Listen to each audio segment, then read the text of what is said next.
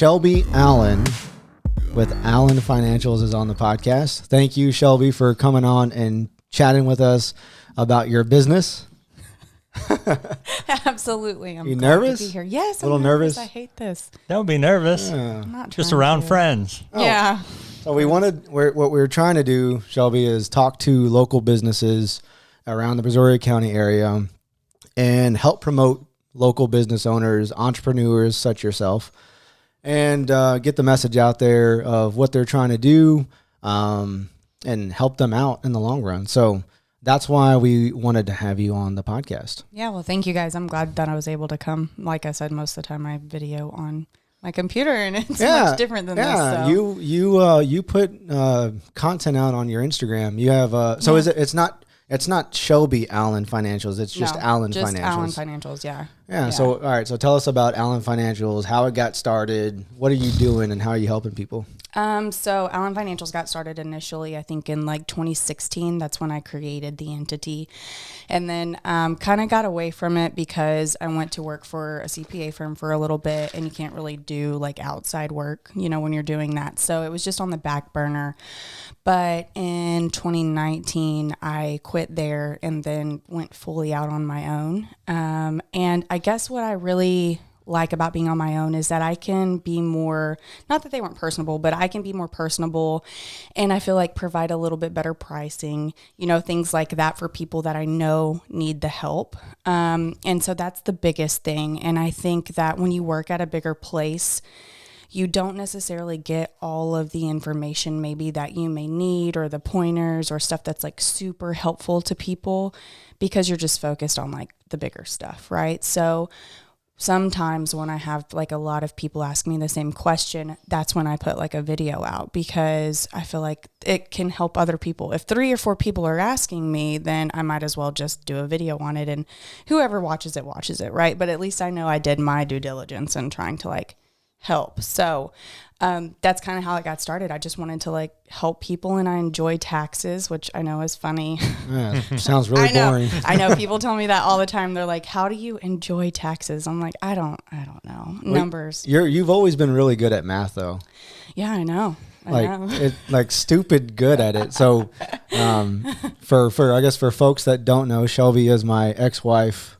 So a little awkward sometimes. Well, it's not awkward for us. Yeah, no, not but for us. But you basically helped me get my first degree, or you got my first degree. I wasn't gonna tell everybody that. But now that we're on the subject, I have 3 degrees. I'm just kidding. I'm kidding. But so what's your education background? Education background. So associates in criminal justice for Jon. I knew you didn't earn that thing. I did. He did do some of the work, but I mean, okay. I didn't do any of the math. No, none of the math. And it's not that he's really like that bad at it. It's just don't like it. Yeah, he didn't like it, and I enjoyed it. And back then we were young, and he was super busy, and I'm at home with like Tyler, so I was like, I'll just help. Anyway, tangent. So associates in criminal justice. Oh, here we go. I'm totally kidding. I believe her. I do remember some things from that, actually, like from reading the books and stuff, some things that stuck with me, and I kind of hate it. But anyway, so I got my bachelor's and my master's from UHCL in accounting. So that's my educational background. I feel like it took forever. You were going to school and working, raising Tyler, married, all at the same time. So how was that? I don't recommend it. Obviously, like looking at Ty, I hope that it's not something she chooses to do, because it's hard, juggling all of these different things, especially like if one goes wrong, you still have these other things to take care of, but I had a lot of help. I had help from you. I had help from my mom. My mom was like super important in that role. There were nights like I would go 3 nights a week from work straight to the college. I'd get out of the college at like 11, and it was like an hour and 45 minutes from home. So then I'd get home, and then, I didn't get to see Ty. I'd get home and then wake up the next morning and see Ty, take her to school or whatever, and then go back to work and do the same thing all over again. Wow. I know it was a lot, but I'm happy I did it. Like, I don't regret it at all. And I look back now and I'm like, God, I don't know how I did it, but it makes me happy that I can tell Ty, like, look, even though I had, this going on, own consequences of my own actions, right?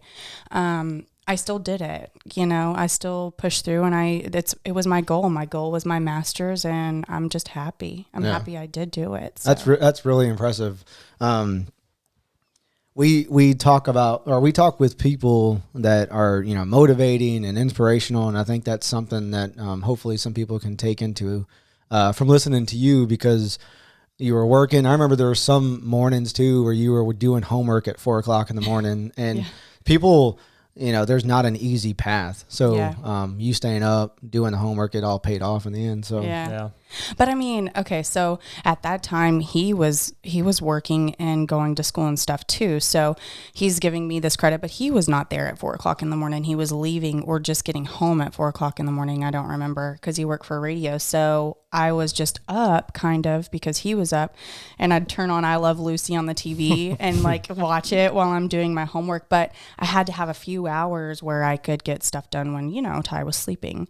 And then he'd work, and then he'd get home, and then he'd watch Ty, and I'd go to work, and it was crazy schedule. Crazy. It was like we barely saw each other. And then when we didn't, oh my God, let's talk about him dressing Tyler. Uh-oh. Really good at dressing Tyler. Uh-oh. She just ran around in a diaper all the time. Yeah, no, she did. I do the same. She would still totally do that, but we're like, dude, you got to put some clothes on. You're older now, But yeah. So there's an age where that needs to stop, huh? Yes, yeah. No, Jon hasn't learned that yet, but there is an age where that needs to stop. I just got him wearing clothes now. He's wearing diapers around here. So. I know. I've tried to tell him. Getting better at it. At least get you some briefs or something. Or learn how to go to the bathroom. All right. What kind of services does Allen Financials offer? So what separates Allen Financials from local companies offering similar services? Well, like I said, I think the biggest thing is me being super personable. A lot of the people that I work with are actual people that I know, but I do have random people that come in that I don't know, like just from Facebook or, wherever. A lot of people find me actually from like BC Updates, which is crazy because I think I've posted there once in the 3 years that I've been doing it now. But people will like tag me. So I do get, I don't want to say strangers, but people will just reach out and be like, hey, are you still accepting people for taxes? And so I always like to ask like the backstory, like, how did you get to me? Why are you considering using me?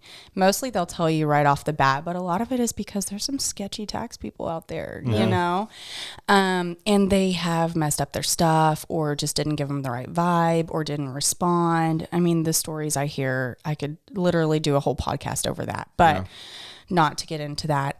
So I do tax preparation. That's the main thing right now, obviously mid-tax season, but I also do bookkeeping for companies on the side. Not on the side, the whole year. But right now it's on the side. Yeah. And then like summertime and stuff, that's like my main thing. You still have people coming in for taxes that like didn't get it during time, the time frame, but we do that. And then we do some payroll management. It's not like the biggest thing, but if companies need help, we can help them set it up and things like that, which is just to get their employees paid. I do a little bit of like, I'd say consulting. So people will just come to me for like a business meeting and just ask a bunch of questions. Some of it's taxes, some of it's like business processes, some of it's like the taxes from other places. So not just federal income, it'll be like the taxes for their property from the county and stuff like that, and have questions about like why they're getting this paper. And I don't always know. So sometimes it takes research and stuff, but I enjoy it because it's learning the whole time. And if I can help this person, there's probably somebody else that's doing that same thing, so. Right. I have a question. I think a lot of people have this question. I use TurboTax every year, and it's getting a little more complicated because we're going to school. We have more things that we have to account for. Yeah. I have friends that go to these places that you discuss. You don't have to go super deep into it, but they go to these places. They get like $20,000 back, and while as normal people may get $5,000 to $1,000 bucks back. So What are things you have to watch out for when you go to people like that? Can you get in trouble? What are they actually doing? What sets them apart from what you do? Okay. Main thing when you go to one of those people, be cautious of what you sign. They probably don't have you signing like any type of engagement letter or anything, because what they do is they don't put their name on your tax return. It looks like you prepared it yourself. So they're not liable. Yeah, they're not liable for anything, right? So they can put whatever numbers they want to, even if you didn't provide them to them on your tax return. And then, you get a shit ton of money back and you're like, oh, this is awesome. This person is awesome. Well, a year or two later, IRS is like, knock, knock, knock, 100,000 miles in a year. I don't think so.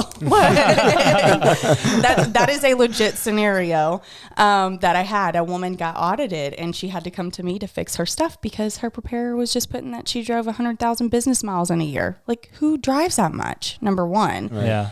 Anyway, so they'll put sketchy numbers, and if you don't know about taxes and they're not reviewing it with you and telling you like this is where this number came from, then it's most likely something super sketchy. So, and a lot of them, it's either like if you have a business, they'll add weird expenses or mileage to the business, or the itemized deductions, which is, I don't want to get into it because I feel like most people don't understand it. But basically, they'll just put in insane numbers to like keep taking your taxable income down. And so that's like the basics of it without getting into it. So along with mileage, that comes with gas, maybe company cell phones, maybe stuff like that. So like gas and mileage, you can only do one. So you can do mileage, or you can choose to do like the expenses. So like the repairs and maintenance and the gas and stuff. But most people don't do that. They just do mileage. So these, preparers will go in and just put in a ton of expenses, or like charitable contributions. That's a big one to watch for. So on your itemized deductions, they'll go put that you like you gave 25 grand to this church during the year, and you didn't tell them that, but they just put that because it just keeps taking that number down, right? And gives you more money back. So, because a lot of people think that they're like, well, whatever they do, they're liable for. But what you're saying is that they put your name on it as if you did it. Yeah. So if no name, and then so who gets in trouble for that? You. Is it just default to the person? Yeah, you get in trouble for it. Okay. Yeah. So that's what I thought. Yeah. And I just wanted to clear the air on that because that's something that goes on. I don't know. No, you're totally, if the IRS comes for you, it's your social, your name, it's your money that you took, and so you have to pay it back. And they don't care if you know what the preparer did. They just care that you lied on your tax return, and they don't know who this preparer is because their name's not on there. So yeah. So I've had a lot of people that's happened to. I could, like I said, situations after situations, but there are some people who, probably like 2 people, who will not use me because I told them I'm not going to get them that much money back. Like, I was like, I'm sorry, but it's I have a firm, and it's my firm on the line if I lie about it. And so it's not that I would like be responsible for paying that money back, but the IRS will have a red flag on me and start auditing more of my returns and things. And yeah, I mean, I could get in trouble too, but just, on your end, you're in trouble. So what does trouble mean? So if you get caught going to one of these sketchy places, what actually happens? Do you just pay it back? Is there extra charges? Do you go to jail? What happens? There's penalties and interest for sure that they tack on, like for this money that you owe them, that they determine you owe them. You can go back and forth with them, and you can contact them on the phone, but good luck. Yeah. It's like everything else. Right. So you send them a letter back and you're like, hey, you probably get somebody to help you with that. Don't try to do it yourself. But you go and point out like, okay, you said that I owe this much on this, but I actually did this. And the best thing you can do is send in proof of whatever you're trying to say. Hold on, sorry. Are you good? I woke up this morning and my nose was like, oh, you're going to go talk today. Let me put some stuff in it. We'll make sure we get this on camera. My nose doesn't talk. No, Do I have a problem? Never mind. I might have a problem here. Never mind. Anyway, Oh yeah, so just send in a letter. Get a preparer to help you with it that like knows what they're doing. Those people usually will not help you with that. They won't even respond to you. In most cases, some may, but like I just talked to a girl yesterday, and she's like, "Well, I got audited," and I told her I got audited, but she just said, "Okay, we'll send them this," and that was it. You know, and you want to know more. You have the government on your back at this point, so you want to try to do everything you can to get them off. So do that. And sometimes they'll waive the penalties and interest because like it's your first offense. But as soon as that happens, they're going to look at your stuff from now on, you know, if they have time. I mean, right now, obviously everything is crazy, but once there's a red flag on you, that there's no like guarantee that it won't happen again. So yeah. Wow. Yeah. One more question.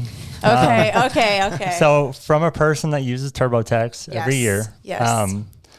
Will you, I guess, with your knowledge, would you be able to make more money for a person doing it legally, going your route than just putting it on a free website like TurboTax?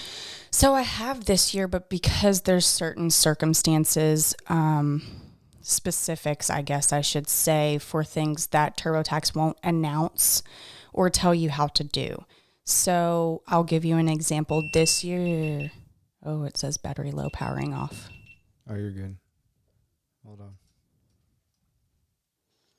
Keep So talking. not charging. No. Why? What? Like, is the port bad or something? No fucking way. You can record without the fucking battery? Yeah. Hey, let's play it back. Press All right. So we're back for reals this time Maybe. with with take 3. So what we've learned is that you can record on the GoPro 9s without the battery in it as long as it's charged. As long as it's being charged. And this is with the your cord camera. plugged in. Yeah. This is actually John's camera too. What does that mean? That just means it's more Might be a cheap your version. fault. Yes.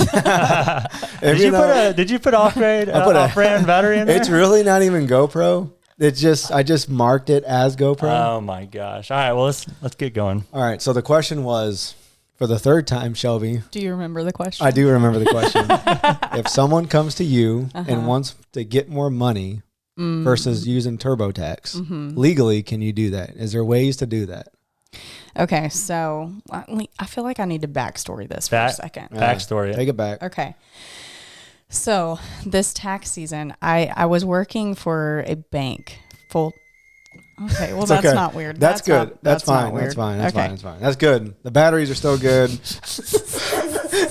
sorry, I keep touching How does this everything. just domino effect? I don't know what the hell is. I gotta look at Am the I rest of the stuff. recording? Is the damn my ceiling God. fan gonna fall down? I don't know. I can't reach Damn that, it. so it should be fine. What the hell is going And then the on? sound is like a creepy. That's because my like- husband texts me. Like This is exactly why Shelby and I got divorced. it's like a ghost thing going on. This is exactly That's why it probably really is. we why, didn't though. work out. And I understand. Oh my gosh! You know what? I'm leaving. Cut this. Cut All right, it. turn the mic off. All right, we're Okay. good. Backstory again. So I worked full time at a bank last year. Blah blah.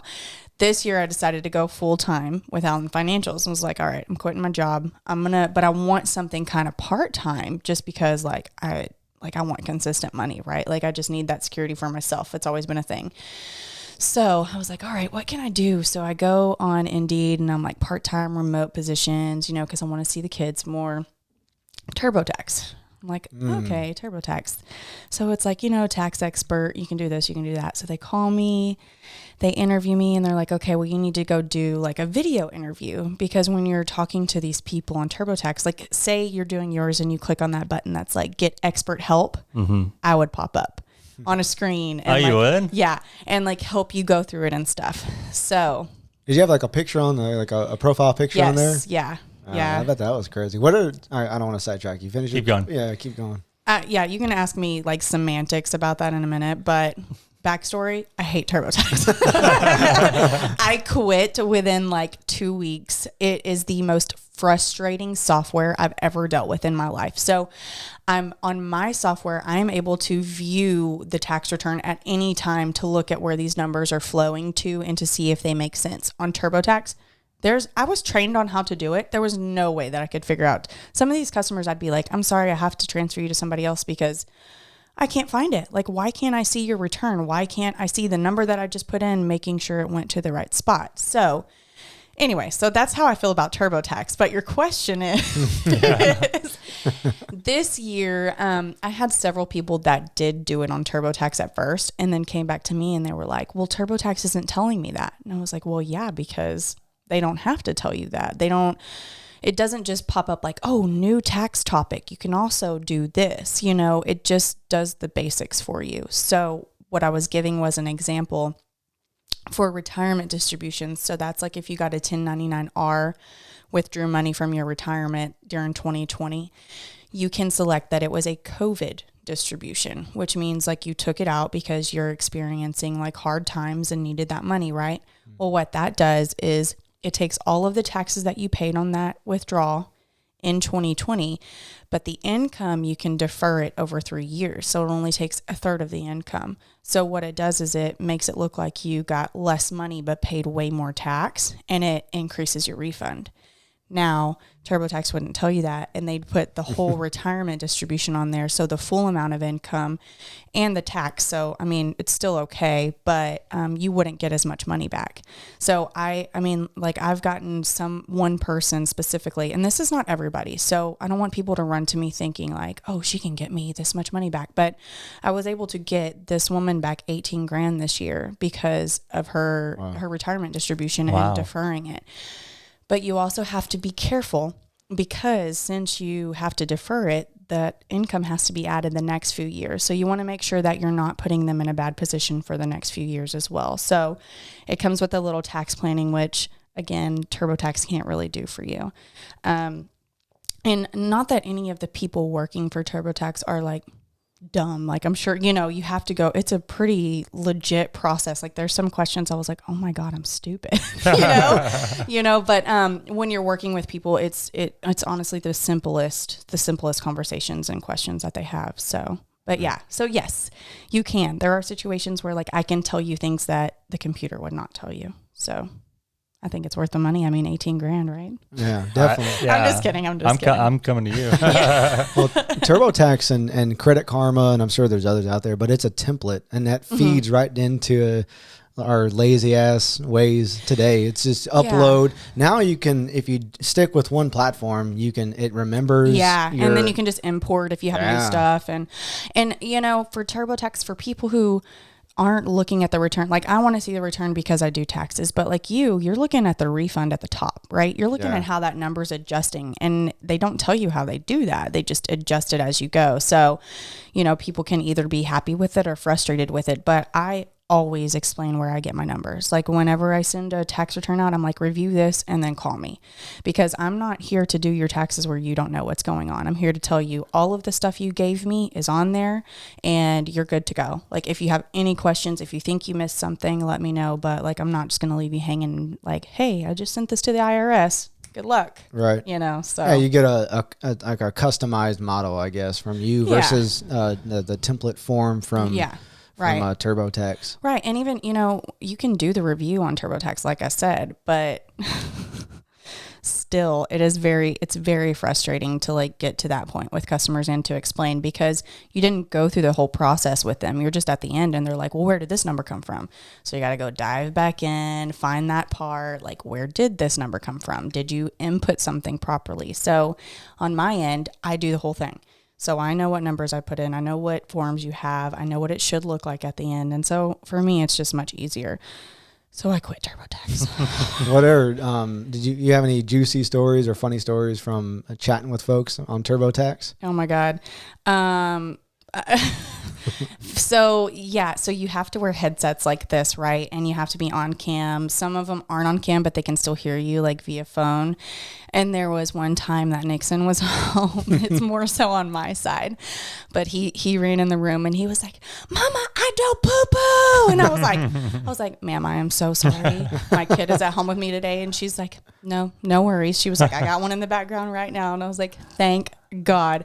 But then there was another time, same situation with a kid, but it was on her end.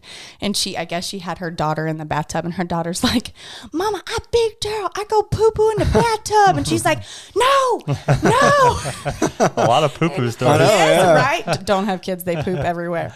But yeah, so I mean, juicy, no. There's every once in a while, some random person will be like, well, I want to know, I want to get all this money back, but I don't want my wife to know. And I'm like, sir, I cannot. I can see that one. I cannot help you with that. I'm sorry. So no, nothing really juicy, I don't think. So so you're saying Allen Financials, you say we, who works with you? How many people you have?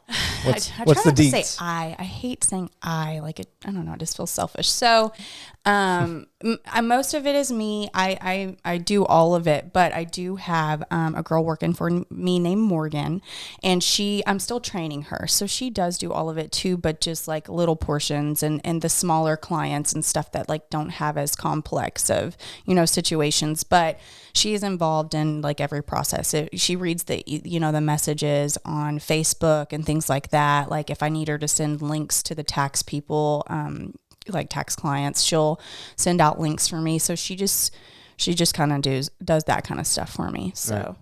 That's the we. I guess. Are you going to be doing any more social media stuff? We talked about you doing the videos. I think the videos are nice. It's also a great way to reach new customers, potential. Yeah. And there's no one around here locally doing that. So are you going to be doing more of that? No, I do. The problem is most of the time when I'm home, I look, like ratchet. Yeah. I didn't want to say homeless because that's, kind of inconsiderate. So, I put on makeup today to come here. You both know I don't look like this. You're kidding me. Wait, cut the cameras. Cut the cameras. I didn't know that. I know that. I know. Jon always sees me in my best for sure. But I don't ever like to just do videos where I just look like I'm tired and, my coffee and my hair up because that's what I look like all the time.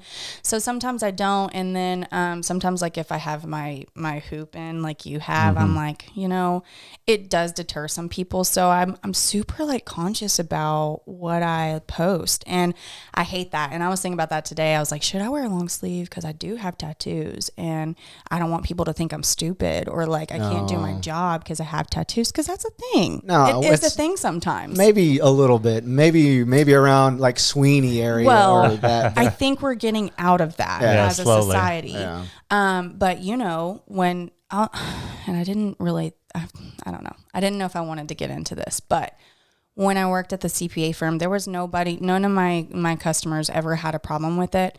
But when at the end of me working there, they changed like the manual to be like, oh, you can only have studs and you can only have tattoos this size. And that wasn't in there prior to me, and so I get it. I get you have a company to run and like you want everybody to look professional, but I hate that there's this like stigma behind to be professional. You have to look a certain way. But I'm also conscious of it. So like I want to be myself, but I also want to be like presentable and let you know that like I'm going to do your stuff right. Like I don't get these in gel and whatever people think. I don't know. I think like you said, it's that motto, that mind frame is changing these days. Yeah. Every one of us have tattoos now. Yeah. Everyone has piercings. So I think that's less of a thing. Yeah. I think it's more of an older generation thing. But that being said, I have a lot of older generation clients. However, it may not be the ones watching my videos, but they could be. So I never want to like deter anybody because of the way I look. However, if in a year I have a sleeve, deal with it. Like I don't make decisions based off of that. Like if I want to get more tattoos, I'm going to, but I am careful about how I present myself to people. So yeah, that's important. And I think it almost ends at our generation because the next one, I think it's getting a little better. Everything's okay. It's getting a little better, and hopefully we can get past that, and it's not it doesn't completely go off looks. Yeah. I do like your videos, and everything you're doing has a personal touch to where, like TurboTax or any of those other big corporations, it's harder to talk to them and get a hold of them. Yeah. So I think it's good. I'm the main person. Like I'm the main and only person you usually talk to. People do talk to Morgan sometimes for like payroll stuff. She's more on the payroll side of things. But like I do everything. So I talk to you, I do your stuff, I talk to you afterwards. So yeah, it's super personal. On TurboTax, it's not. It's just a computer. You're entering numbers and that's it. And I like, people don't ask me to do tax planning, but if I see a situation where I'm like, this is going to affect them in a future year, I like to let them know versus you probably won't get that somewhere else, on something. And I don't want to say like I have plenty of time to do that stuff because I am busy, right. But I think that's what will make me stand out going forward. And so if your return has to wait, a few days because I'm helping somebody else, and that's just kind of how it is. So that's how I feel about it's a personal touch. I think, I think you need to keep doing more of those videos and posting them, going live. People like that crap nowadays. Well, and you were telling me I should do more on Instagram. I don't post on Instagram that much. It's hard because I type out a lot of stuff. So then I have to like screenshot it and take it there. And it's boring. Nobody wants to read, but nobody wants to see me looking, ratchet up in my household either. So I will do more. I plan to do more. Right now I'm so swamped. So but I won't be looking like this. So don't expect me to look like this on videos. No. Oh my gosh. It took me forever to do. I hate this. All of makeup. This. You should let Tyler do it.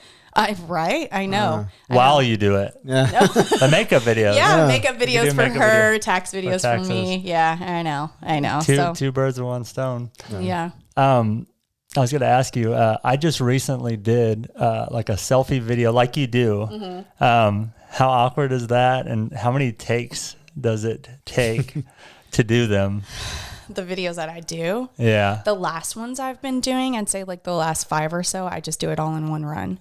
Like, even if I stutter and stuff, I'm like, you know what? It doesn't have to be perfect. Like I'm not perfect, so I'm not going to keep doing it. I don't do editing. I don't have any like softwares or anything like y'all do. Y'all are all fancy and stuff. Come on. Seriously, I don't want to take the time to figure it out. I will do less videos if I have to do that. So what I do is just put it on live now normally and run through, and then it's done. I don't even review it. That's good. That's the best. That's the best. Yeah. We do that too much. And because I feel like I'm going to find somewhere where I look stupid, and I'm like, oh, I don't like that. And so I in the first part, I used to edit my videos and cut parts out. Like I had this little software that I used to use, and it would take so long. I mean, y'all know, but it would take so long. And I'm like, you know what? If my kid runs in the room, my kid runs in the room, or stuff like that. So that's kind of how again, a personal touch. Like I want people to be like, okay, she's not just up in this office with her, suit and tie. And I don't have a tie, but you need one. I should. New touch. So a tie. Yeah. So no, now it's just a run through, and I don't review it. I'm like, I think I got the point across, and try to kind of summarize it in words. And if you watch it, you watch it. So that's the best mindset. I think if Mike and I talk about, I try not to watch our podcast videos, and I try not to listen to our podcast because I don't want to, I overthink everything. You're a perfectionist. Yeah. I overanalyze everything already. Mm-hmm. And if I go back, I'm going to nitpick little things. Mm-hmm. I think to an extent it's okay to do that because you're looking for little things for improvement opportunities. Like, what do we need to do? Maybe make the lights a little better. Yeah. But I'm not going to go back and listen. That's something that I've learned.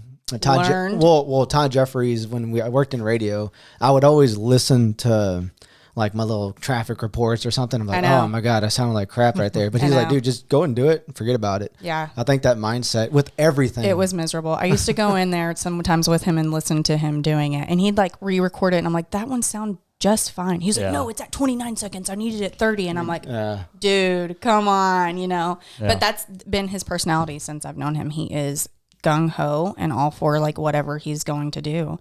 I mean, the running thing, if he sets his mind to it, he's going to do it, and he's going to do it better than anybody else, or else he's not going to do it. That's just how he is. It's not healthy though.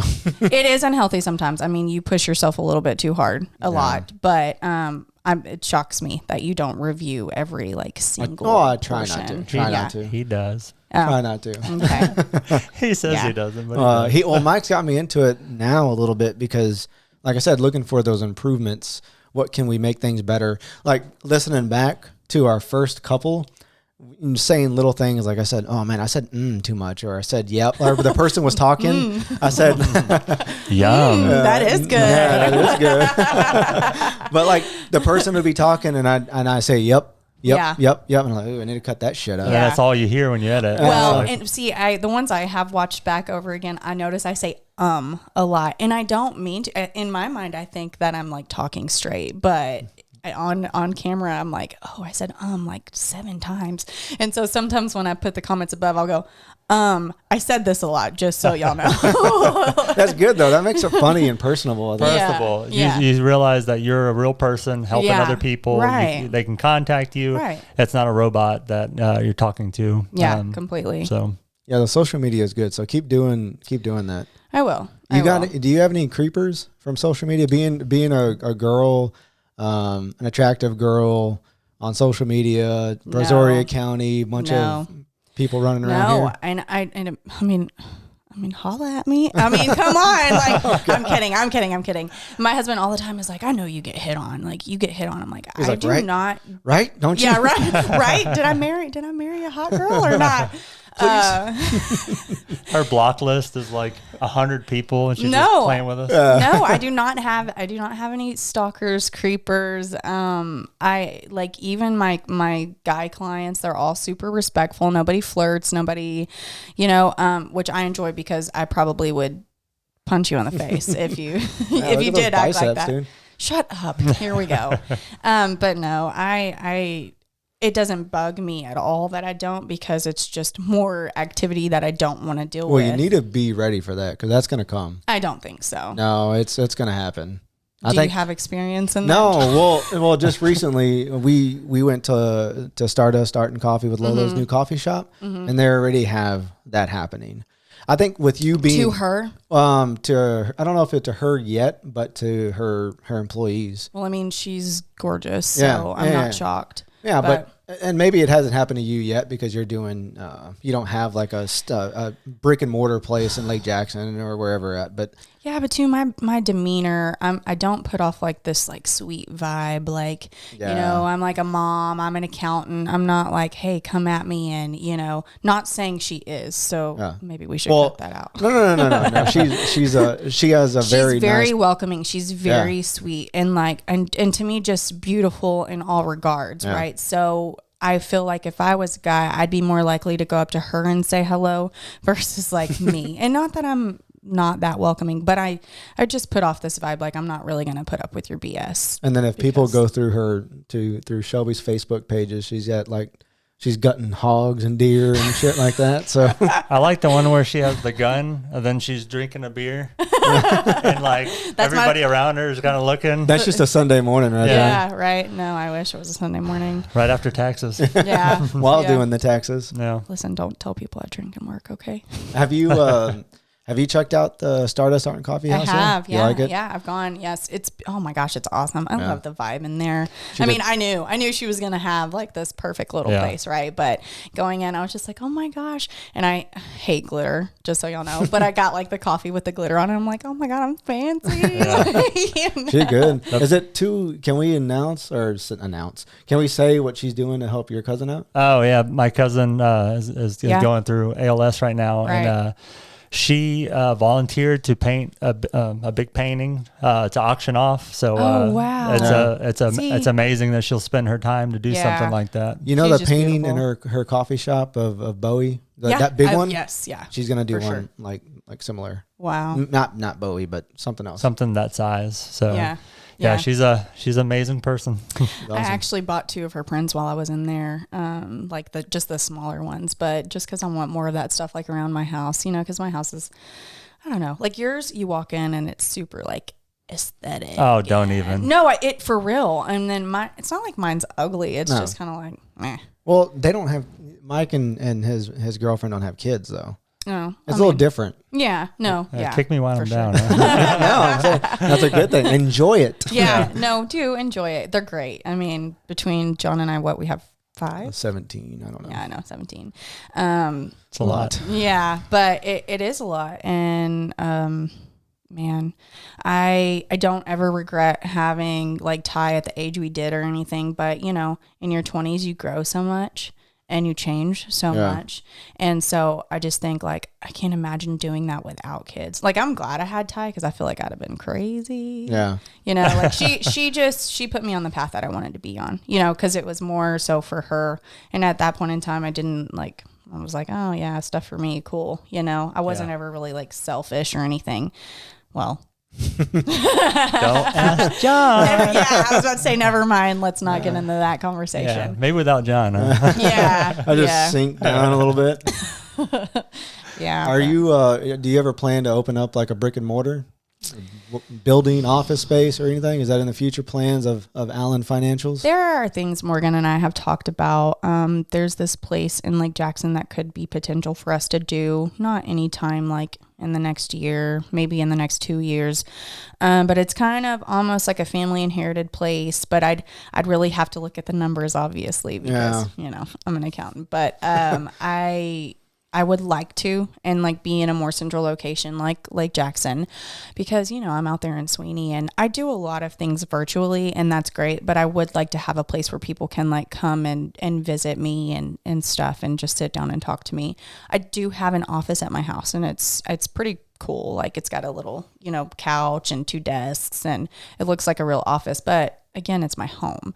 Right. And sometimes it's really hard to get stuff done at home. So, it would be nice, but it's not like in the near future. So, yeah, I think that would double your business almost overnight. Yeah, I'd have to for sure like hire somebody else. So I enjoy doing it by myself right now and kind of seeing everything that comes at me and get the feeling of all of my like customers that come my way. And I'm going to be honest, I don't take on people who are like super needy, or like if I think they're going to be trouble, I will reach back out to them, but mostly they just decide not to go with me. Some of it's pricing, but some of it's because I'm like, no, I can't do that, know, and because I'm not going to take on somebody who's almost like a liability to me or gets me in trouble, so yeah. How did you come up with the name? Well, I know obviously, but I'm sure you thought a lot about the name. No, well, okay.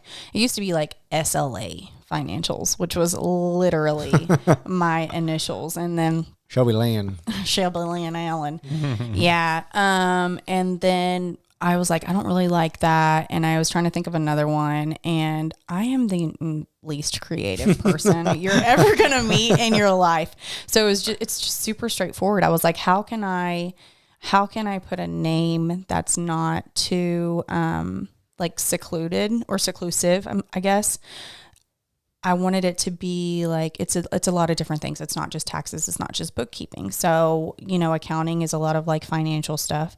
So I was like, financial sounds good. And then I went on, the Secretary of State website and made sure that the name was available and was like, okay, well, that's what I'm going to go with, and that's just what it stuck as, which is funny you say that because this year specifically, I've had more people try to email me and leave the S off the end than like ever. Like, I don't think it's ever. Yeah. And they're like, it's Allen Financial, right? And I'm like, financials, like it's plural. And then I'm like, dang, do I need to change my name? But that's funny that they're emailing. I figured you'd get a lot more communication through Facebook or Instagram. Yeah. Okay. So the email is usually people who are already my clients, or I'm like, okay, email me this. And this is after they reach out on like Facebook and Instagram. Okay. So yeah, but Facebook is the biggest place for me. But I do get a lot of phone calls, just like random phone calls, because I have my number everywhere, So like nowadays I used to be able to not answer when a weird number's calling, and now I have to answer. And sometimes it's of course like salesmen and stuff, and I'm like, hang up the phone, But yeah, so Facebook and my phone are probably the main two that I get all the time. So yeah. So is there any plans to expand Allen Financials to anything else, or you want to strictly stick to kind of bookkeeping, taxes? I think with it just being me, taxes and bookkeeping is the best way to just stick to. Of course, I have like other little things that I can do for people, but I don't like to like advertise it too much because right now I don't have the time. So I also have another business. And they do outsourcing for credit repair and like marketing and automation. But I also outsource the accounting for it. So I feel like since I already have all of these things that I can do, that it's like good enough, right. Like I don't need to offer more. What's the other business? You want to talk about that or no? Sure. So it's called Bas Outsourcing. I feel like that's really close to SLA Financials now that I say it. Come on now. So it's the last names of the 3 partners. And it's me, and I don't know if you've seen, but there's a guy named Lee Singleton in Lake Jackson that does like credit repair. Okay. His business is called Bureau Bullies. He was one of my accounting clients, still is. But he's a workhorse. Like, you know, he's good at what he does, and he makes a decent living doing it.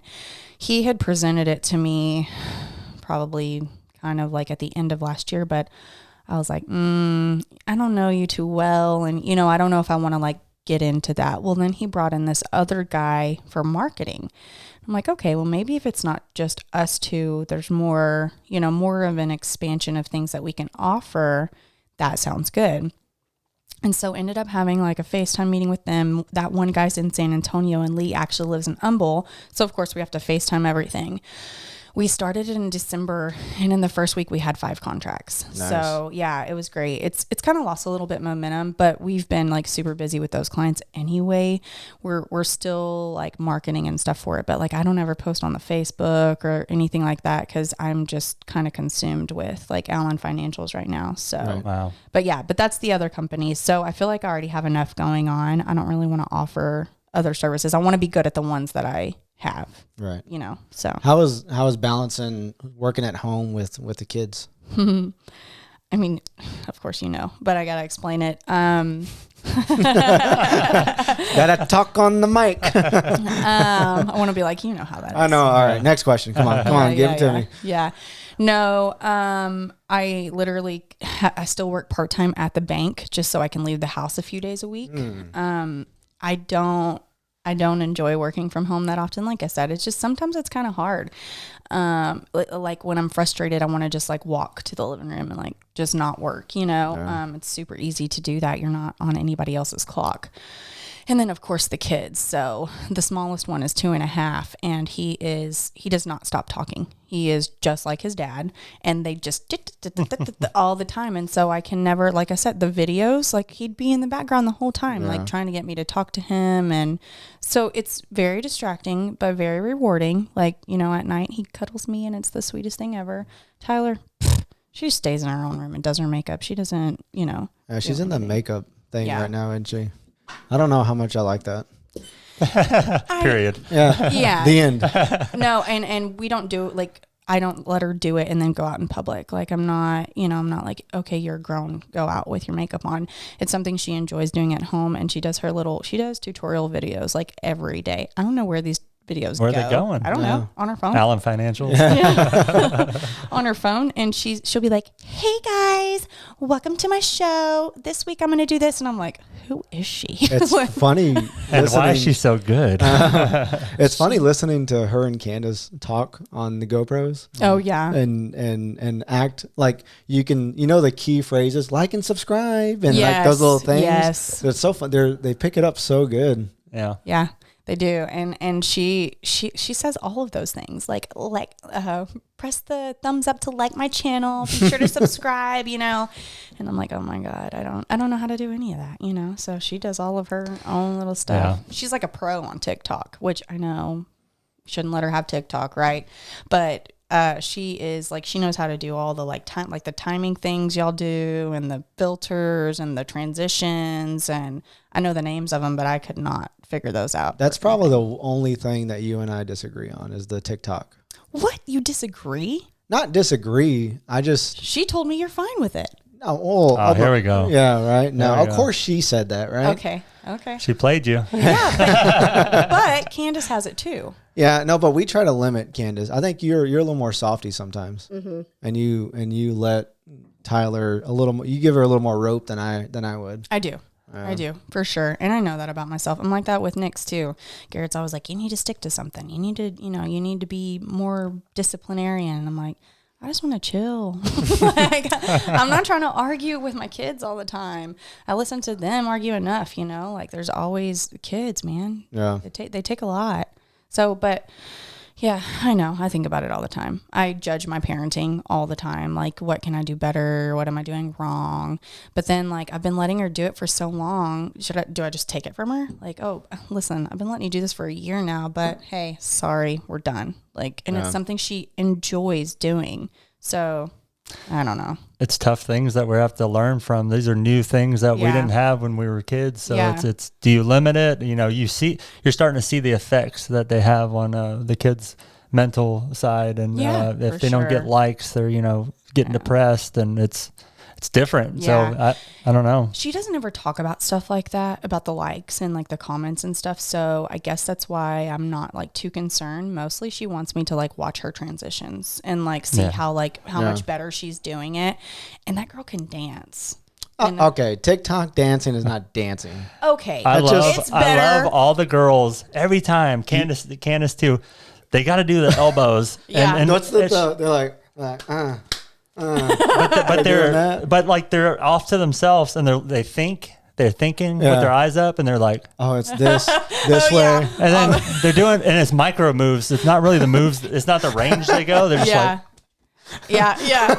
Like Tyler's doing that in the middle of the grocery store. I know. I'm like, stop. God, that pisses me off. We can't go anywhere. I want my kids to look normal, not like the other kids. That's the new normal, man. That is the new normal. Not like the other kids. I know. Yes. Okay. I know TikTok dancing is not real dancing, but if I tried to do it, it would look bad. It's a balancing act for sure, because I'm all for technology, and I want my kids to be consumed with technology. The further and further we get into our lives, we need to know it. Yeah. Well, and Kelly and I were having this conversation, which do people know Kelly as your wife? I mean, I don't know who listens to this, but yeah, Kelly's my wife. Anyway, so Kelly and I were having this conversation. You are friends with Ryan. Yeah. And his son, I guess he's a stay-at-home dad or something? Yeah. Okay. Yeah. But his son is like smart. Genius. Okay. So you had the kids watching Blippi when I was over one day. Yeah. And I was like, oh my God, Blippi. Because that's all Nixon watches. Yeah. When she was like, well, yeah, but he has a friend who has a son who's smart. And of course, John, I got to be good at everything, right? Yeah. My kids would be a genius too. I know Blippi. I shouldn't know Blippi. You know Blippi? From you. Oh, okay. Oh, you're showing it to everybody. Whatever. When John finds something, he just has to keep shoving it down your throat. Yeah. Like Blippi's. I know Blippi. Okay. Well. You secretly watch Blippi here at your house. Oh, don't look at my TV. Yeah. So you were teaching or showing the kids Blippi, and of course Nixon's like, Blippi. Did you watch Blippi before you came to the house? Did he know Blippi? Yeah. Okay. That's why he was like super excited. I'm like, oh my God, I hate Blippi. I love it. And Kelly was like, yeah, well, he's trying to like get the kids to learn more. And I was like, okay, actually, no, it is like super informational. He's obviously he's like the Blue's Clues guy of it's a little better. A little better though. It's more informative for sure. But so the other day Nixon was watching it on his iPad, and he loves watching like the camping ones and the tractor ones and all that. Yeah. He's like, no, that not tractor, that excavator. And I was like, did you just say excavator? And he was like, mm-hmm. My 2-year-old knows what an excavator is. Like, holy crap. I guess he teaches the different like tractors and things. Yeah. And so like Nixon knows all of his colors. He knows like 1 through 10. He knows the types of tractors. He knows different types of trains. And this is not because like I'm a good mom. This is because this is Blippi. Just say you are though. Yeah, I'm a great mom. I teach him these things nightly. Exactly. Yeah.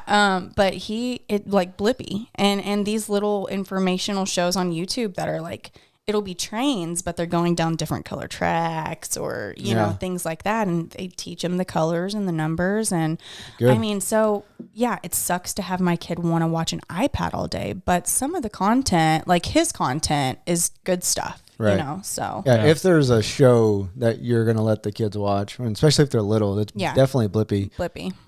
When I visited Ryan when we went to Ohio a few weeks ago, he had it on, and I was like, dude, what the? Because he talks in this weird voice, and it's like, what is the? He's like, hey, it's Blippi. Yeah. Hey, he just runs around the house. I say it all doing the time. that because he loves them. I get obsessed. I have an obsessive personality. Yes. Yeah, you do. He's learned a lot. You'd be surprised, but he learned a lot. So it's good for the kids and good for adults too. Well, when I visited Ryan, he knew all. His son is 3, I think, and and he knew all the dinosaurs, like every single one. Like I know Velociraptor and I know T-Rex. That's pretty much it. Is there any other ones? I mean, yeah, not really. Stegosaurus. But he had all the dinosaurs out, and he knew all of them. And I was like, dude, this dude. And then he was like, man, Blippi, that's where you learned it from. And yeah, it's a good show for the kids to watch. But they also have things that they like specifically. So like he likes dinosaurs, so he's gonna know more about that. But like Nixon likes tractors and trains and knows more about that. So you can't really like compare your kid's knowledge to his kid's knowledge whenever they might like something totally different. Right? Oh, for sure. And speaking of, your kids are about to be 2. I know. Did you know that? This week, yeah. Did you know that? Yeah, Sunday. I just figured that out yesterday. I was like, no, they're still 1. Like, they're still 1.5. They're not almost 2. Oh, my God. Wow. Yeah. Too much. Well, what? You snapped at me. Sorry. We were going to get into this anyways, this whole co-parenting thing. Yeah. So, if for the people that don't know, y'all do very well with co-parenting, and there's a lot of co-parents out there now. So yeah. How do y'all make it work? Y'all surprise the hell out of me all the time at how y'all get along and how y'all talk to each other. I've never seen this before. So really? Not this close. It is. We are very close. Him and I, not specifically very close, but like Kelly and I are very close, and our kids are very close. And it's kind of just a simple fact that he allows that and I allow that. And so of course we're nice to each other and cordial with each other. I mean, you know, Jon tries to act like he's hard, but really hard. It took a lot of work. Yeah. I mean, we weren't always like this. It's Tyler's 10? Yeah. Yeah. And even up until she was like 5, 6, we had issues, and it wasn't all the time, but some of the time we did. But you know, even at those points where like, I just was angry at like Jon, I knew this is what I wanted, regardless of like who he was or who I was. I wanted Tyler to have parents that could like do things together. And I wasn't sure that was going to happen at some points, you know, like we were married, then we were divorced, and gone through so much since then. And I think, we've put in the work for sure. We've put in a lot of work. It's definitely not easy. I think in the very beginning when we got divorced, it was tough because I felt like I was losing Tyler. Like that was my first kid. I was around her all the time. Yeah. And that's what I felt like. Like I was never going to see Tyler ever again, even though I knew that wasn't then. I mean, looking back now, I know that's not the case, but then that's what it felt like. Yeah. So, well, and you know, Jon and I didn't know each other that well. So it's not like we planned to have a baby. It's not like we planned to get married. It's just all what we thought was like the right thing and the right thing for her. And I kept trying to tell him even back then, like, I'm not going to keep your child from you. Even as much we argued. Oh my God, we argued. You know, still argue. We don't. We're not doing very well. Boo. I always would try to make him understand, like, I still want Tyler to I still want you to be Tyler's dad. I still want Tyler to see your family. Because we lived in Austin whenever she was born, which is Dripping Springs, which is where his family's from, you know, and I was close to his family and I love his family, and I wanted him to understand that. But, you know, in his eyes, I was just taking Ty away, and I get that. Like, I totally get that. But it was just the best thing for us as people. Like, I love Jon as Ty's dad. I do. We could never be married. You know, we just don't get along. That's just how it is. Like, I deal with him in certain ways and he deals with me in certain ways, and like our personalities they clash, you know? And so to be honest, I think, we brought out the worst in each other, but we were also, you got to remember, 19 and 22. Yeah. You know, so we're now 30 and 33, 32. So a lot has changed, and you grow. And when you're 19 and 22, your emotions are just like, you know.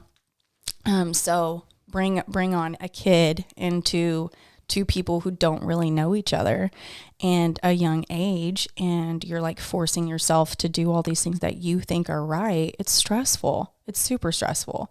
But like I appreciate the person Jon is more so now, and I don't think I would have ever gotten to that point if we would have tried to like stay married or like work it out. So it was totally the best thing for both of us, but it took both of us a really, really long time to like appreciate or respect one another. So like, I'll tell you, Jon sent me a text probably like, I don't know, within the last 6 months telling me like, he's like proud of me.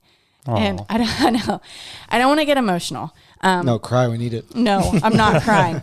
You are a little bit. I am. I'm tearing up a little bit. This is good for the camera. Stop. It's so bad for the camera. My mascara, it's probably not waterproof. It's going to run everywhere. We'll see. Anyway, and that isn't something that we don't do words of affirmation with one another. And like every once in a while, like Father's Day or something, I'll be like, I'm really proud of the dad you are. Like, thanks for loving Ty, whatever. But it's not like something we do all the time. But he just randomly one day was like, I'm really happy with where we are. And I'm really happy that our kids are close. And like, I do love you. And I'm like, I love you too. There's not a lot of people who can do that. Not a lot of people at all who can do that. Here's when Candace came into my life, when Kelly's daughter, and I realized how much she loved her dad. Yeah. I'm a competitive guy and I work out all the time and run a lot. And then no matter what I did, I never did it as good as Candace's dad could do it. Yeah. Right? Yeah. So like I'm barbecuing and I make the best brisket I could possibly make. Oh, people in Ohio, they don't cook. They go to Arby's, right? Yeah. So that's their barbecue. I think that's right. Yeah. So doing these little things, and then Candace would be like, she's 7 or 8 at the time, whatever how old she was, and she'd be like, that's good. My dad does really good barbecue too. And having her tell me that stuff, like, opened my eyes to, I wonder what Tyler's telling Shelby or Garrett. And then come to find out, Tyler's doing the same shit to Garrett. Yeah.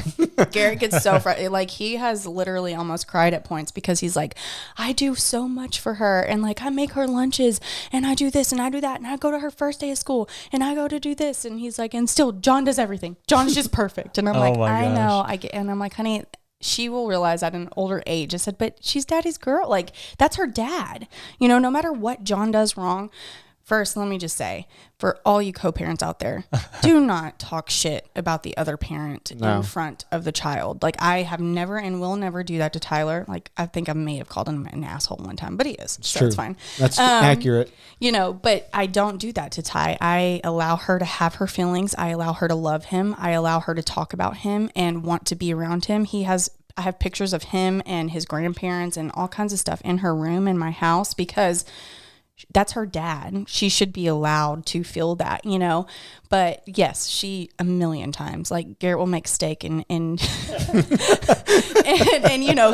he takes pride in his cooking. He wants it to be perfect.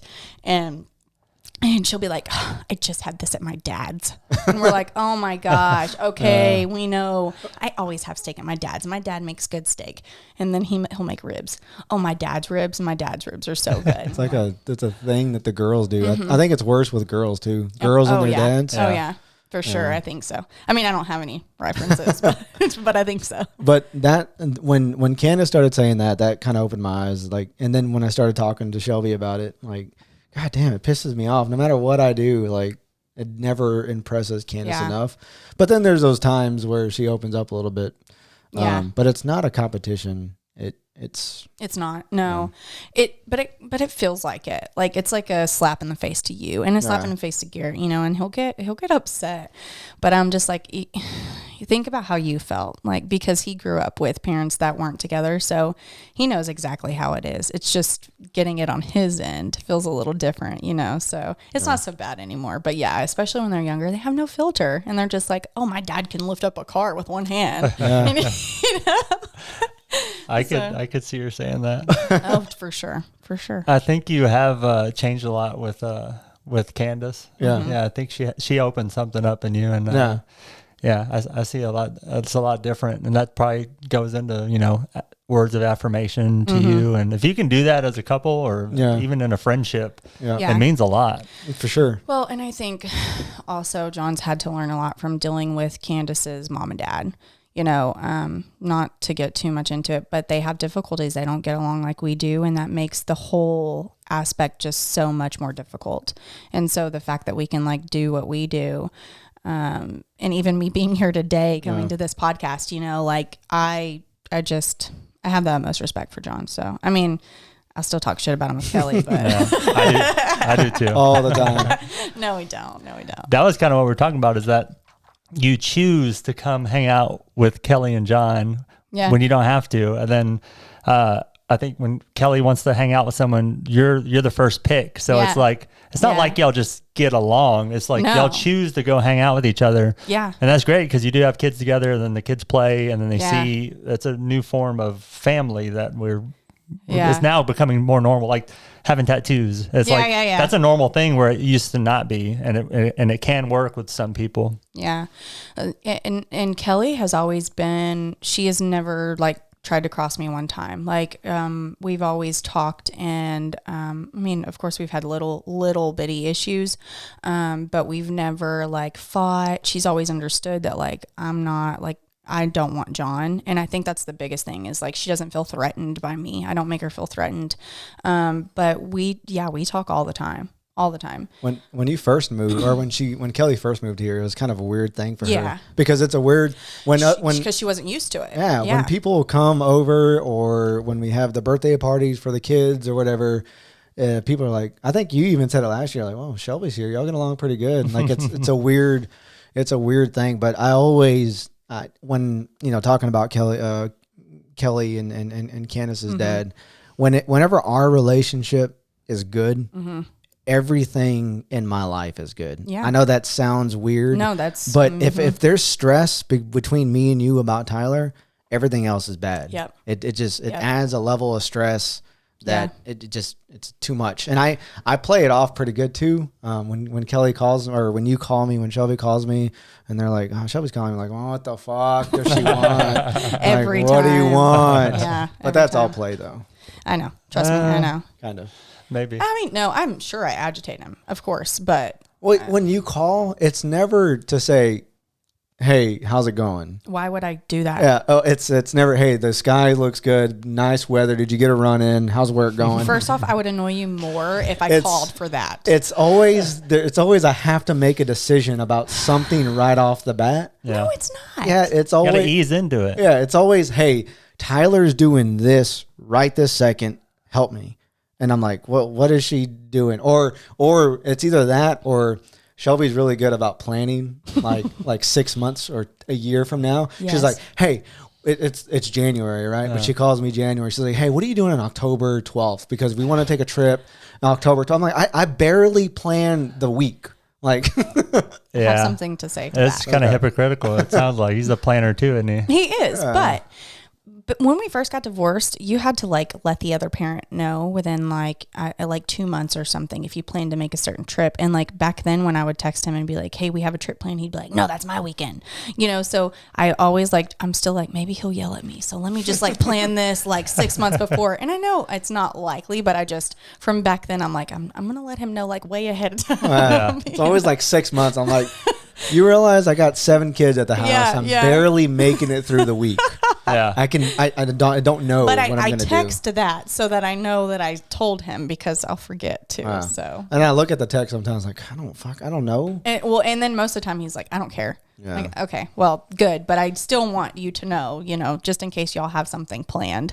But he does, like, Kelly has family in Ohio and he has family in Dripping Springs, but like Garrett has family in Wyoming and California and Oklahoma and Arizona and all these places. So we always have to like plan where we're gonna go and stuff like that. So that kind of comes from having to do that way ahead of time. know. So that's normal to me to plan that far. We have like a family calendar, and we'll put it in like if nothing's in October, whatever. Yeah. Put it in, and then if something takes over it can, but it's good to plan that far ahead sometimes. Yeah. I think I'm the outsider looking in, and one of the things I do see is that y'all aren't really, so like sometimes people will split and it's one person wanted it. Mm-hmm. I think y'all almost split mutually. Mm-hmm. And so y'all don't, you're not really into each other anymore. So y'all separate yourselves, have your own life now. And there's not that jealousy in there that could maybe cause the tension. I had to learn that. That was more so because, like I said, whenever we split, it wasn't my choice. It was her choice. Uh-oh. It was. And I felt like I was losing Tyler. Okay. So yeah, it wasn't. it wasn't because he loved me, and I don't think that he hated me, but it was more so because, he was losing his little girl, and even though I'm not keeping her from him, he is losing a lot of time with her, or was, so I get that. But it was a learned thing. And like I said, Candace made it more apparent for me.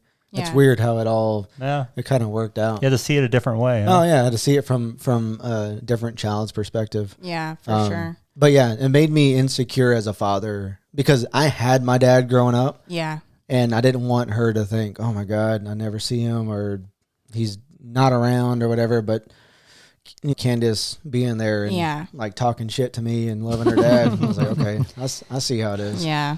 So I think now we can look back and say, like, it was mutual, but at first it wasn't.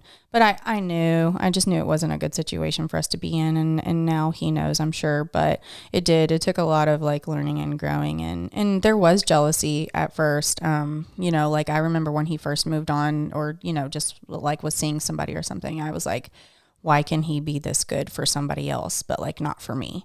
And it all comes down to, like, loving somebody. And that's totally what it is. Like, him and Kelly love each other, and I think they respect each other more than him and I, like, ever did. And that's a huge deal, and, like, something that I wanted Ty to see. I didn't want Ty to see the way we were with each other. It was bad. We weren't nice. And so I'm happy. Like, I'm happy now. I'm content with, like, everything, How did, one more question. How did Garrett take to it whenever we first started getting along good and all that? Is it still weird for Garrett and his family sometimes? Sometimes he's still angry at you, like, for, like, things you said back in the day. Because, he was around when Ty was, like, oh my gosh, like 3. Yeah. So we were still, like, arguing hardcore. And not that I didn't say mean things, but John, his anger was always towards me. And so he would just say mean stuff, like, about my parenting or about me as a person. And so, it doesn't make a difference to me now because I know where it was coming from, and, like, I understand John. But Garrett, I don't think will ever get that wall completely down because he saw how much it affected me back then. Mm-hmm. And, so to him, sometimes John is like the guy that hurt me. But he never talks about it anymore. Like, it was kind of more so in the beginning. He's accepted that, like, I love Kelly and I'm super, like, close with the kids and stuff. He's like, I will go do things together. He's like, but I don't have any desire to be, like, best friends with John. And I'm like, okay, like, I respect that. And I kind of, like, I hate it, but I get it, so I can't force somebody to be best friends with somebody else. Where I think they could get along great, I'm not going to force it. Yeah. You know what I mean? Yeah. And so, like, they get around each other and they're fine and they talk. And so that's good enough for me, and it's good enough for Ty, because Ty doesn't notice any tension. So if that's the case, then I'm good with it. But I want my relationship to stay the same. And so as long as he doesn't interfere with that, then I'm fine. And his family, no, they never say anything. Other people say stuff to me all the time, Like, they're like, oh my God, that's so weird. Or why do you do that? Or, like, if I post a picture of John, they're like, oh my God, you're such a good parent. And I'm like, this shouldn't be like a thing. Yeah. Like, you should allow your kid to, like, have both of their parents together. Like, y'all should try to get along. You should be mature, but some people are not mature enough to do that. Right. And I guess that's the best way I can put it. Just some people can't do that. So it's a hard. I mean, I'm not in the situation, but it seems like a hard process, and not everybody will get over it. But y'all do have to see each other for basically the rest of your life. I mean, Tyler will grow up. She's 18. Yeah, I was about to say, John always says until she's 18. I don't believe that, though. I think y'all are still stay close, and I mean, it could turn into a really good friendship. But it does take a strong mind to get over the past, and that period when y'all got divorced, it's got to be tough to get through that. Oh yeah. So it's impressive. It makes sense that it took so long. I mean, it sure. takes time to process that information and see it differently. Like Candace triggered you, and I don't know it triggered you, but something has to open your eyes to see what this really is and how you can. Well, mine was really Garrett. Garrett was very uplifting and always complimenting me, and he kind of made me just feel more confident in who I am. And so then those little things that like he might say that I would like respond to, I just stopped responding. And then after a while, it just kind of went away. And then when he met Kelly, it like kind of stopped. Like he had Kelly, you know, and so that's kind of when we grew from there for sure. But like, I remember when I first met you, I don't know if you remember, but I worked at the college and I was scheduling trainings, and you used to come all the time, and you had short hair and like gauge. Long time ago. Yeah. You looked long time ago. Totally different. And you didn't know Jon, but we still hated each other at that point in time. Like, yeah. You know, like it's grown so much since then for sure. I forgot about all that back then. Yeah. Every time I think about you, I think about that. I'm like, man, Training. we used to be cool before we even knew Jon. He still does the same thing too. What, a nice person? Yeah. I think I am. Training's still nice. Still messing with training. Yeah. No, he was cool. So. All right. Well, all right, Shelby. So I don't know where we're at with this. I think we're like an hour, 10 minutes into this, depending on how much we have to edit. The technical difficulties. Well, I appreciate you being understanding, and that hasn't happened to us before. So it was just a learning. Yeah. How can people, if they have tax questions, if they have any kind of financial questions at all, how can they get a hold of you? Probably Facebook is the best way. That's how I keep up with most things. You are more than welcome to call my phone, but I forget a lot. Like, I have a lot of tax clients I need to get back to today after this. So I leave things like unread on like Facebook, so I know like I have to do this. So I would say Facebook Messenger on the Allen Financial side is probably the best way. And I'm responsive. I don't just do like an 8 to 5 work day. Like I'm up until midnight some nights. So, I'd say that's probably the best way. So. And you got the Instagrams, the same thing? I do have the Instagram. There's only a few people that really write me on there. But I need to put my notifications on. I have my notifications off, and I have it off for most things because I don't like being triggered to check stuff. But, you know, since I like have a lot of people reaching out, I probably should turn that on for that. So yeah, I'd say Facebook, but you can write me on Instagram. Facebook. Yeah. Your dad, I always say what your dad says about the Facebook. Her dad says, "Why are you messing with that? Sit on my Facebook." That literally is what he called it. Why? He's anti like social media and like having your business out there, you know, and he always has funky names for funky stuff. It's a good one. He's a good guy. It's a good one. On my Facebook. It sounds very bad nowadays, but yeah. All right. So, well, thank you for coming on and talking. Thank you guys for having me. It was fun. Sorry, we'll do it again. I knocked over things a few times, but it was good. We got through it. Yeah, we'll see if you come on again. Yeah. All right. Thank you. Bye. Bye.